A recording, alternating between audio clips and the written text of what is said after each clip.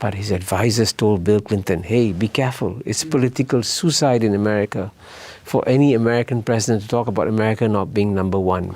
And today, America may well be an open society, but it may be an open society with a closed mind. And that's dangerous.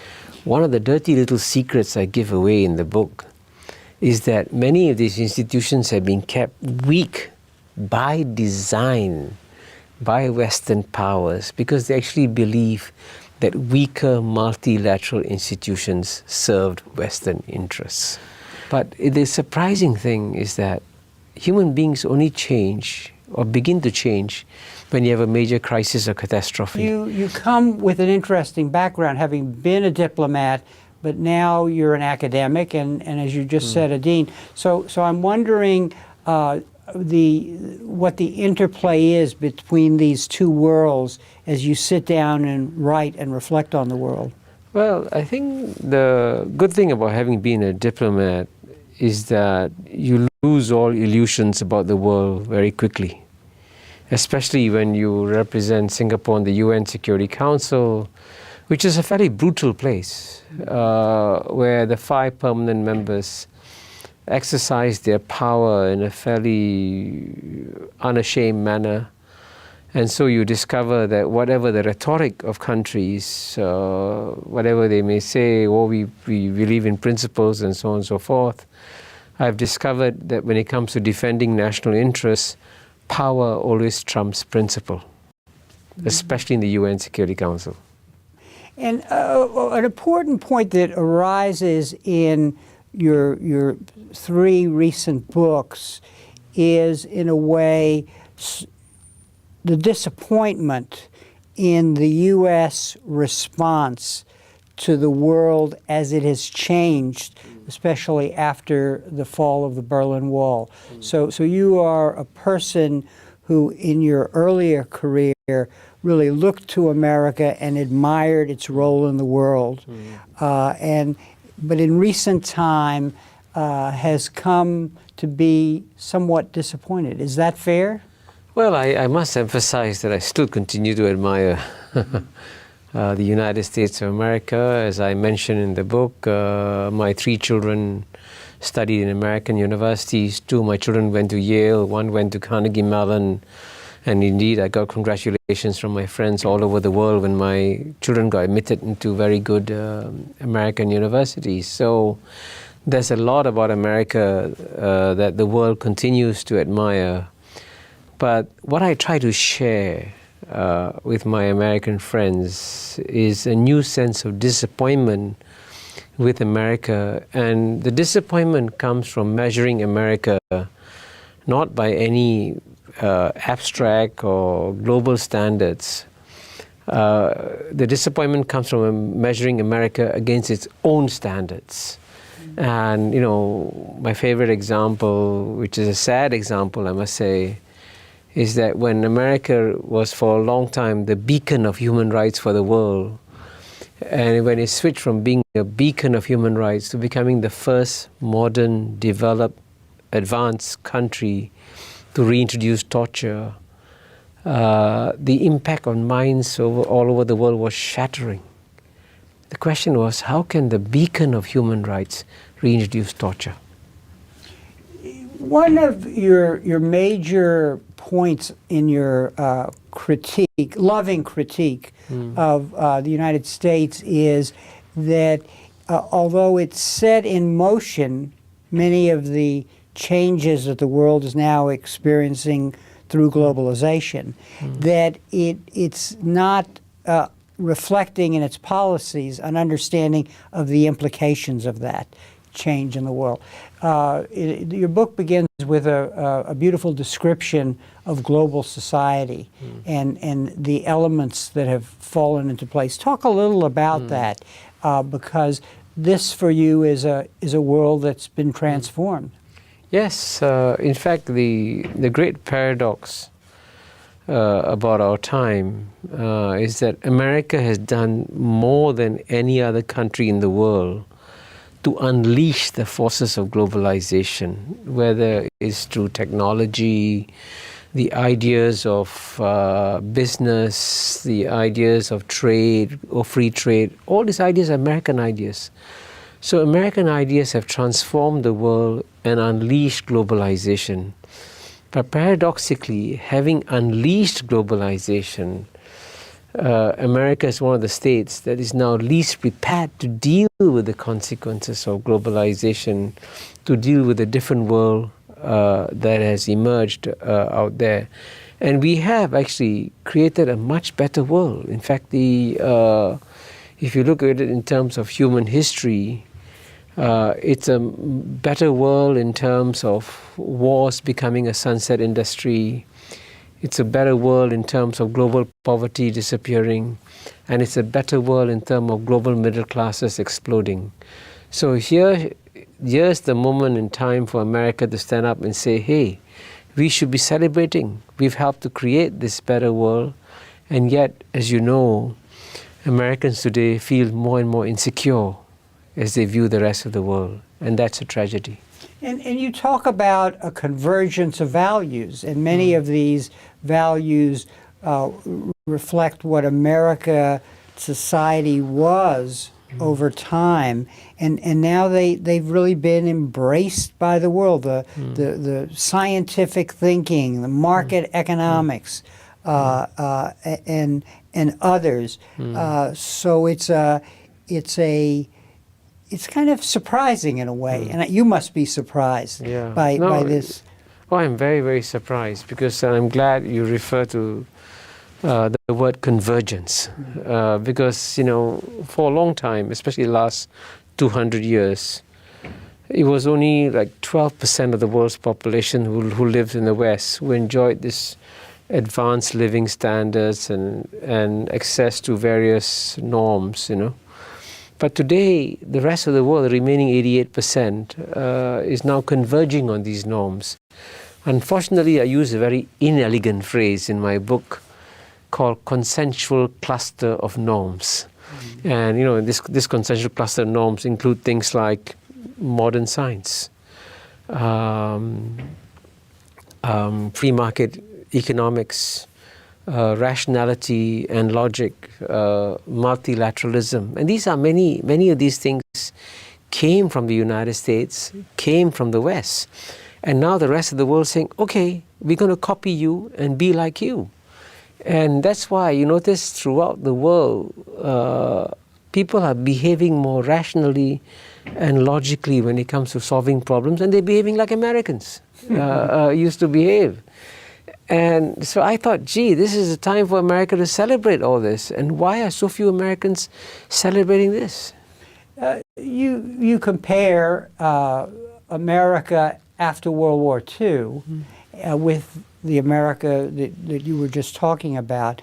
And how do you account for the different role it's playing with regard to embracing the world and laying down a set of values, a set of economic principles in the earlier period, and then somehow rebelling against the world that it's been a major actor in putting in place? Yeah, I mean, that's one of the greatest tragedies of our times, because the whole world as a whole is adopting many of the ideas that America used to push very strongly, especially after World War II. Let me just mention two. One is free trade. And, you know, I remember the days when American leaders would come knocking on the doors of every country and says, hey, you know, if you want to progress and move ahead, what you really have to do is to open up your economy and have free trade, join WTO and have free trade agreements, you know. And it's sort of very puzzling that United States has gone from being one of the greatest champions of free trade to becoming a country where it's becoming politically toxic in America, to use the word free trade. And even President Obama, as you know, from time to time would talk about fair trade rather than free trade. And this is quite shocking to the rest of the world. That's why, as you know, that's one of the reasons why the Doha round is dying. And then another idea, which of course America was at the forefront of pushing, was international law. And America said, hey, the rule of law works domestically, it can work equally well globally. And Eleanor Roosevelt, for example, pushed the Universal Declaration of Human Rights and said, this is where we want the world to go. And then suddenly the United States of America went from being the greatest promoter of international law to becoming in some ways one of the chief violators of international law when, as Kofi Annan said, conducted a war which was illegal in Iraq, when it went against the International Criminal Court, when it reintroduced torture. So the rest of the world was judging America on the basis of American values and saying, hey, America is falling short in terms of conforming to American values. And that was a big shock to the rest of the world. At the beginning of your book, you quote President Clinton after he left office. And what is very revealing is in office, leaders such as Clinton don't do what they clearly see once they leave office. And Clinton, I mean, the suggestion is that he probably saw it before he left office. He just wasn't going to articulate that. Talk a little about that, because this is not just Clinton's problem and America's problem, but in a way it can be the world's problem. Yeah, no, I agree. See, the reason why I quoted the remarks that President Bill Clinton gave in a speech in Yale in 2003, because he actually was trying in a very gentle way to wake up Americans to a new reality. And he said in his remarks, I don't have the text verbatim, something along the lines like, if we in America believe that we'll be the #1 power forever, then fine. Let us carry on doing whatever we want to do. But if we can conceive of the possibility that someday we may no longer be the #1 power in the world, then surely it is in America's natural interest to create a rules-based order that will protect America's interests and also constrain the next #1 implicitly. And as you also know, I also quote in the book from a book written by Stroop Talbot, who was Bill Clinton's Deputy Secretary of State. And actually, amazingly, Stroop Talbot reveals in his book that Bill Clinton wanted to say all this while he was president. He wanted to actually wake up the Americans to the reality that America may no longer be #1. But his advisors told Bill Clinton, hey, be careful. It's political suicide in America for any American president to talk about America not being #1. And that's a tragedy, because it is inevitable that countries like China and India with much larger populations will have larger GNPs than America, just by simple laws of arithmetic, because if the Chinese perform 25% as well as any average American, they'll have a bigger GNP. So why not prepare for this new world now? And I, in a sense, what I try to do with this book, The Great Convergence, is to take the wisdom that Bill Clinton tried to share with Americans and develop it into a longer argument. As a diplomat, you must have developed skills for looking at a society, looking at a country that you are a diplomat to, and getting a fix on what's going on. So on the one hand, in this problem you're identifying, public education is really important. And you're saying, but the leaders of the U.S. don't want to articulate what they probably know and can articulate after they leave office. So what, help an American audience understand what you think is at work here. Is it interest groups that are being threatened by this transition, and hence our leaders are afraid to articulate the problem? Or is it our political culture where we believe we've always been #1 and will always be #1? Well, the simple answer, Harry, is political culture. And as you know, another story I tell in the book is about the time in January 2012 when I was asked in Davos, the World Economic Forum meeting, to chair a forum on the future of American power. And on my right, I had two senators, Republican senators, Corker and Chambliss, And on my left, I had two Democrats, Nita Lowey, a New York Congresswoman, and Michael Froman, the Deputy National Security Advisor. So the first question I asked was a very simple one. What do you see as the future of American power? And of course, they said, oh, we'll be number one, we'll be number one, we'll be number one. I said, fine, great. My second question was, well, I've seen some statistics which suggest that sometime, maybe in the next 5 to 10 years, America may no longer have the largest economy in the world. How do you think America will react to that? And I can genuinely say to you that their answers completely shocked me, because it became very clear that no senior American public figure can have any words coming out of his or her mouth saying if America becomes number two or when America becomes number two, because if they say that, it's political suicide. And in fact, Senator Corker, I must say, was by far the most astute in his response. He said to me, Mr. Chairman, I can do the maths. I can see where you're taking us. I'm not going there. So it's a very nice way of saying, I'm not going to discuss America as number two publicly. And that is actually very dangerous, because the paradox about America is that on the one hand, it is the world's most open society by any standards. But as you know, one of the most provocative things I say in this book, that today America may well be an open society, but it may be an open society with a closed mind. And that's dangerous.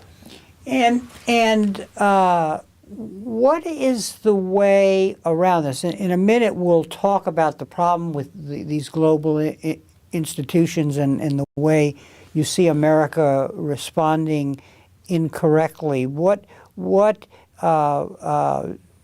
does your experience tell you about what makes for a change in this attitude? Is it when that day comes, America cannot suppress the headlines, basically? Well, I am actually quite worried that when the day comes and the American public wakes up one day and reads the headline that says, IMF declares that in PPP terms or even in nominal terms eventually, America is now the second largest economy in the world. So if the American population has not been psychologically prepared for this, this will be a big shock, and that you might have a huge divisive debate beginning in America saying, who lost America's number one position? And let's say if it happens in 2017, I can well imagine in the 2016 political campaign, the Republicans will say, see, that was all Obama's fault. 8 years of Obama and America lost its number one position. And then it will become a divisive political debate in America when it shouldn't be a divisive political debate, because it is driven by larger correlation of forces which you cannot change in the rest of the world. And so when you remember that America only provides 5% of the world's population, it is unnatural for 5% of the world's population to have a 25% share of the global GNP. It just had to naturally shrink in relative terms, not in absolute terms, as the rest of the world began to perform better. And so America should actually in some ways celebrate the moment and say, you see, our ideas are being accepted by the rest of the world. America is responsible for raising living standards the rest of the world. Let's celebrate the moment. That would be a much healthier response than one that becomes a very divisive debate that says, who lost America's number one position? Now, on the one hand, you're pointing out very effectively that there's a failure of the public discourse in the United States.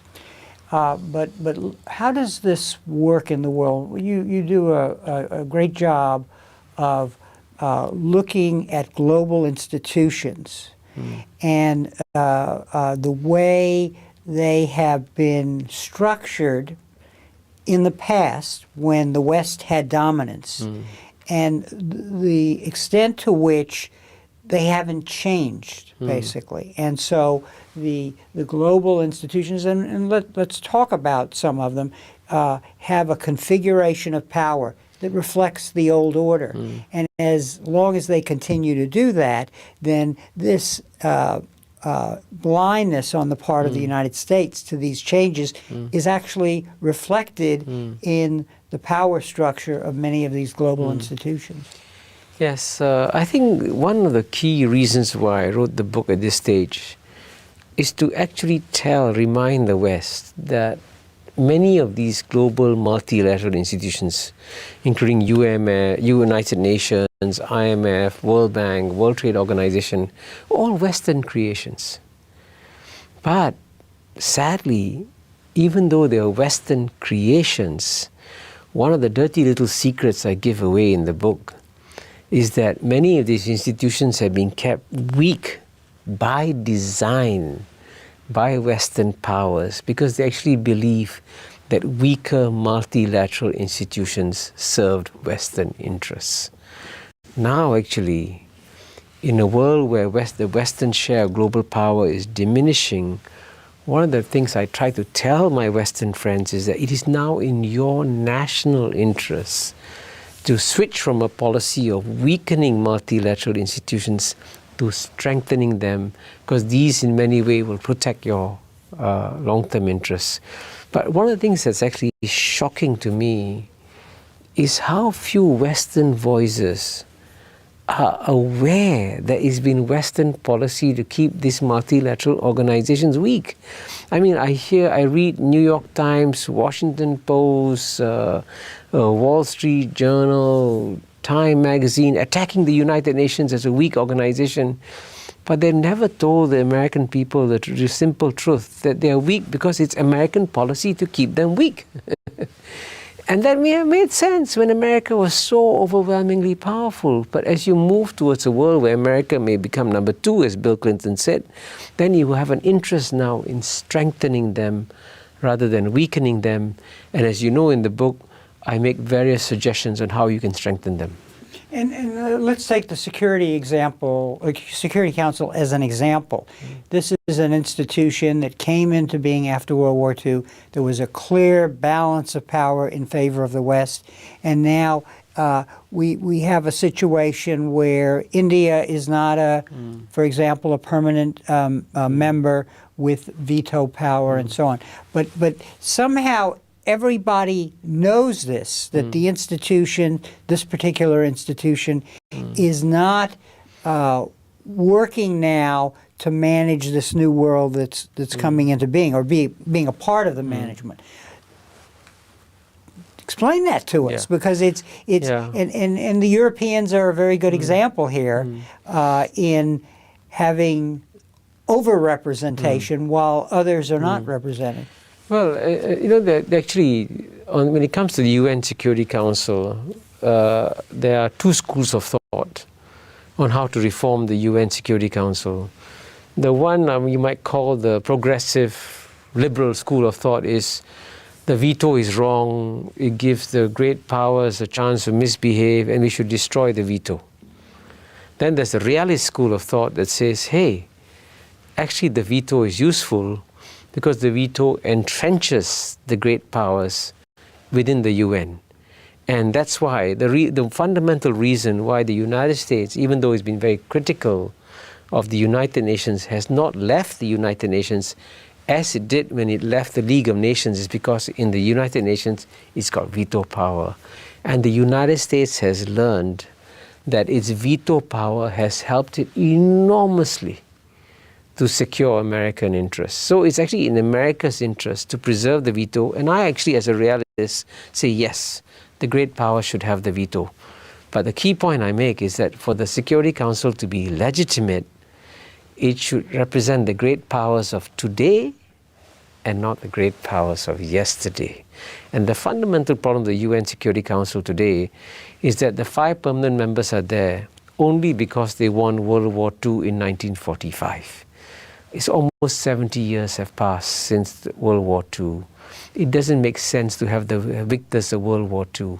So this is why I've suggested a new formula where you combine a nation's share of the global economy and the nation share of the global population to figure out which are the most powerful nations in the world. And then I come up with a list of 7 permanent members, 7 semi-permanent members, and 7 elected members to create a new Security Council 21, which I argue will now serve the interests of the United States, serve the interests of China, serve the interests of Russia, and serve the interests of great powers of today. And why do you think that the array of proposals, one you're saying a more radical one a more conservative one, why is it that they don't get an audience? They don't get political mobilization among the key actors, and you don't get implementation of one or the other. Well, there's actually a simple structural reason why UN Security Council reform has gone nowhere after 20 years. And the reason is that for every new country that is trying to become a permanent member, it has a neighbor that says, why not me? So every Brazil that wants to come in, there's Argentina that says, why not me? For every Nigeria that wants to come in, there's a South Africa that says, why not me? For every India that wants to come in, there's a Pakistan that says, why not me? But the most ingenious claim was made by the Italian ambassador to the UN, because when I was ambassador there, they were pushing very hard. Germany and Japan were pushing very hard to join the UN Security Council, and the Italian ambassador got very upset. He said, excuse me, why are you all supporting Germany and Japan? We, Italy, we lost World War II also. So you can imagine the absurd lengths that countries went to block other countries. So that's why what's unique about my formula of 777 is that all the near losers become semi-permanent members of the UN Security Council and get automatically a seat in the Security Council at every 4th turn. So Argentina, Pakistan, South Korea, Italy, all get a seat, semi-permanent seat. So they also become winners in a Security Council reform. So that's the reason why my proposal is actually the most realistic proposal, because it sort of takes away the countries who were blocking Security Council reform because they were going to become the biggest losers, to making them also winners in Security Council reform now. And the veto remains with the original. The veto definitely remains, and I would actually argue that it should remain, because as I explain in the book, the last thing you want in the world is a confrontation between the United Nations and the United States of America, or between the United Nations and China. Because in any such confrontation, the United Nations will lose. So it's better to give the United States veto power, China veto power.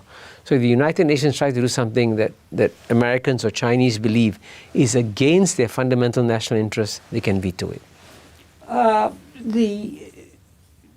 I think it was John Maynard Keynes who said that we live under the dictates of dead philosophers, basically, and their ideas. And in justice, we must say that's true of the state system also, isn't it? That in other words, the way the state system is organized leads these political actors, everyone from Bill Clinton to Vladimir Putin, to pursue national interests. Yeah. And at the heart of what you're arguing is this global society has emerged, and it's going to not stop growing and growing. It's doing all of these wonderful things in terms of creating new middle classes, lifting up people from poverty and so on. But in the end, there's no idea to represent these global interests or to show us the way toward implementation. Yeah, no, I completely agree with you. And in fact, I'm glad you referred to John Maynard Keynes, because one of the ideas that is actually a defunct political ideology that is unfortunately crippling the world is this notion of national sovereignty. And this notion of national sovereignty, as you know, came from the Treaty of Westphalia, 1648, almost 350 years ago. So it's really an idea that should have been discarded at least 100 years or 50 years ago. But it still continues to drive policymakers. So in an effort to explain to policymakers how the world has changed and why our mindsets should change, I use a very simple metaphor at the beginning of the book. I say that before, when 7 billion people lived in 193 separate countries, it was like they were living on 193 separate boats with captains or crews who take care of each boat and rules to make sure the boats didn't collide. That was the 1945 rules-based order. But today, as a result of the world having shrunk, the 7 billion people in the world no longer live in 193 separate boats. They live in 193 separate cabins on the same boat, but you have captains and crews taking care of each cabin, and nobody's taking care of the boat as a whole. And that explains all the major global problems that we are facing. So we have, in a sense, to, in one way or another, to gradually discard this concept of sovereignty and begin to understand that while you must, of course, protect your cabin on the boat, you must also protect the global boat. And that requires a new kind of thinking that my book tries to provide. And interestingly enough, you know, this book is one way to awaken public opinion in the, especially in the important states, to these changes that have been set in motion, sometimes by their policies or their initiatives. But in the course of your presentation, you're identifying a number of global problems, and in the end, unfortunately, we may have to rely on catastrophe to essentially be a more powerful wake-up call. That would be unfortunate, but you know, so as long as no one's listening, that may be the case. So let's look at that, because if we look at the international economy, we have the 2008 collapse, which, you know, affected really everybody in some way. And so what happens, and why don't, there's a short-term solution and a long-term solution. Play that out for us, because we don't get the result we would have hoped for. Yeah, and this is actually quite puzzling. You know, we claim as human beings that we are, of course, superior to the other animal species because we think rationally, logically, we use modern science, and so we should be looking rationally at problems in the world and devising rational solutions, which, by the way, is what my book tries to do. But the surprising thing is that human beings only change or begin to change when you have a major crisis or catastrophe. And you saw this in the 2000-2009 financial crisis, you know. And at the height of the crisis, when the United States realized that even though it was so powerful, it could not save the global economy from going off a cliff, you had this remarkable scene where the most unilateral American president of recent times, George W. Bush, became the first American leader to convene the G20 leaders meeting, not even the G7 leaders meeting. He realized that Europe and America couldn't fix this problem. It was so big. And that's why, as you know, it was the subsequent G20 leaders meeting in London that pulled the global economy back from the cliff that it was about to go to. And so when that moment happened, essentially what the leaders of the world did was that they came out of their cabins on the boat and they went up to the bridge and said, okay, we now have to work together to save the global economy, the global boat as a whole. So that, in fact, that actually demonstrated very powerfully and very vividly that we are in the same boat, and I quote Gordon Brown saying several times over, we are now in the same global boat in terms of the global economy. But the tragedy is that as soon as the crisis was over, the G20 leaders went back into their cabins and stopped taking care of the global economy, and unfortunately began, to some extent, what I call beggar thy neighbor policies. United States started QE1, QE2, QE3. Europe was focused on its own internal problems, and now Japan is also unleashing Abenomics and printing money and so on and so forth. And that's very dangerous for the world. Because if you live in a single global economy, it's very dangerous when leaders just focus on their own cabin and not look at the whole global economy as a whole. So I hope that I know that, by the way, I should emphasize one thing. I know that my ideas are ahead of their time. They will not be accepted in the next 5 to 10 years. But the way globalization is working, the way the world is shrinking, it is inevitable that at some point in time you're going to wake up and say, hey, we live in one world and we have to manage it as one world, and we have to come together, come out of our cabins and manage this global boat. What we've just revisited is a deep conversation from April 2013 with the renowned Singaporean diplomat and scholar Kishore Mahbubani. It's important to remember the context. This was during Obama's second term, when the United States was in the middle of its pivot to Asia strategy. At that time, the world was feeling the weight of rising new powers, but it was far from the intense and comprehensive great power competition we see today. In this dialogue, Mr. Mahbubani acts as a critical friend to the United States, and he makes several core points that were remarkably ahead of their time. First, he points out America's central paradox. He argues that the U.S. has been the greatest force for unleashing globalization, but ironically, it is now one of the least prepared nations to deal with its consequences. He keenly observes that a deep sense of insecurity is spreading across America. He even shares a personal story from the Davos Forum, revealing a collective head-in-the-sand mentality among America's political elite. He explains that while they can do the math and see a future where America is no longer number one, they refuse to discuss this inevitable reality publicly for fear of political suicide. Second, he cuts to the heart of the flaws in our system of global governance. He offers a subversive idea that many international institutions built after World War II were kept weak by design by Western powers, because in an era of Western dominance, weaker multilateral bodies served their interests. He therefore argues that in a world where power is shifting, it is now in the West's long-term national interest to strengthen these institutions. Finally, he uses a powerful metaphor to describe our world today. He says, the world is no longer 193 separate boats, but 193 separate cabins on the same boat.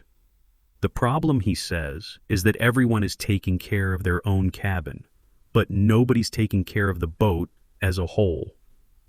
Now let's look back at these statements from our vantage point in November 2025. It's safe to say that history has proven his foresight in a stunning way. The deep anxiety he predicted later erupted violently in the form of Donald Trump's Make America Great Again movement. At its core, this movement was a powerful backlash against the relative decline of America's position due to globalization. And just as Mr. Mahbubani feared, it has deeply fractured American society. At the same time, the global institutions he urged the West to strengthen were instead hit by even fiercer attacks from the United States in the years that followed. Whether it was the Trump administration's withdrawal from international agreements or the my country first attitude shown by nations during major global crises, his cabins versus the boat concern has been perfectly validated. The COVID-19 pandemic in particular made this metaphor feel incredibly real and heavy. During that crisis, we clearly saw how nations hoarded medical supplies and how wealthy countries prioritized themselves through a form of vaccine apartheid.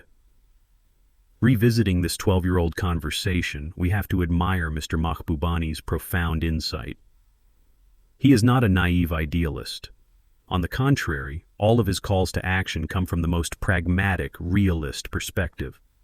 He was advising the West to adapt to an irreversible, multipolar world for the sake of its own long-term interests. His voice was ahead of its time back then, and today it feels more necessary and valuable than ever. We'd love to hear your thoughts in the comments. If you found this speech valuable, please like, share, and subscribe to our channel. Thank you for watching.